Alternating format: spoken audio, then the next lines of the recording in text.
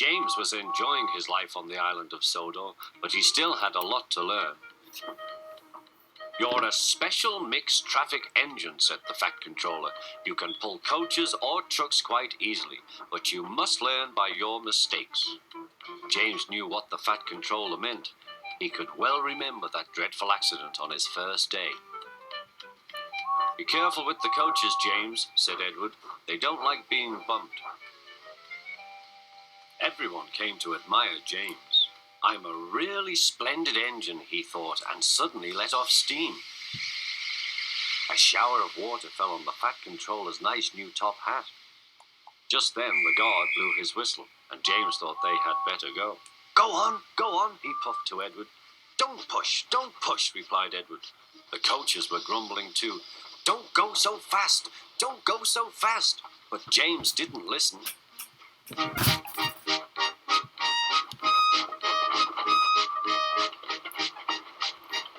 When at last they stopped at the next station, 2 coaches were beyond the platform.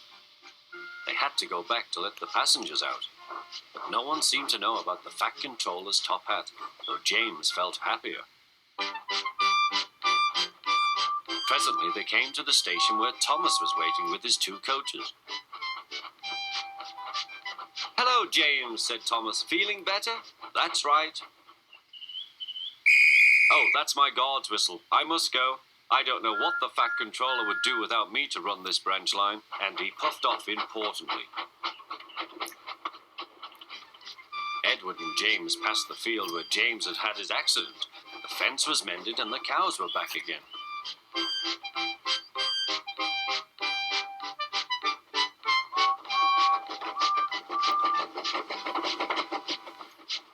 They ended their journey and rested before setting off for home.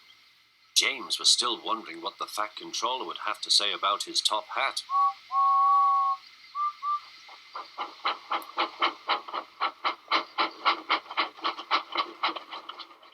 Next morning, the Fat Controller spoke severely to him. "If you can't behave, I shall take away your red coat and have you painted blue." James didn't like that at all. He was very rough with the grumbling coaches as he brought them to the platform. "Don't talk, come on," he called to them. "Gordon never has to fetch his own coaches," he thought to himself, "and he's only painted blue." To make James even more cross, this time no one came near him. "I'll show them," he thought. "They think Gordon is the only engine who can pull coaches."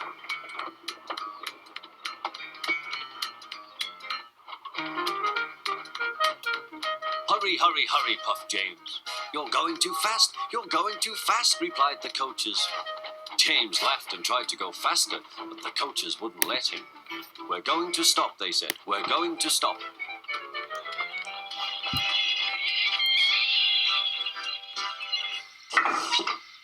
"What's the matter?" James asked his driver. "The brakes are hard on. Leak in the pipe, most likely. You've banged the coaches enough to make a leak in anything." "How shall we mend it?" said the guard. "We'll do it with newspaper and a leather bootlace," replied the driver. "Well, where is the bootlace coming from?" asked the guard. "Ask the passengers," said the driver. "You have a leather bootlace there, I see, sir," said the guard to a smartly dressed man. "Please give it to me." "I won't," said the man. "Then," said the guard, "I'm afraid the train will just stop where it is." The passengers all said what a bad railway it was. Then they told the man how bad he was instead. Everyone was very cross. At last he handed his laces over. The driver tied a pad of newspaper tightly round the hole in the brake pipe, and James was able to pull the train.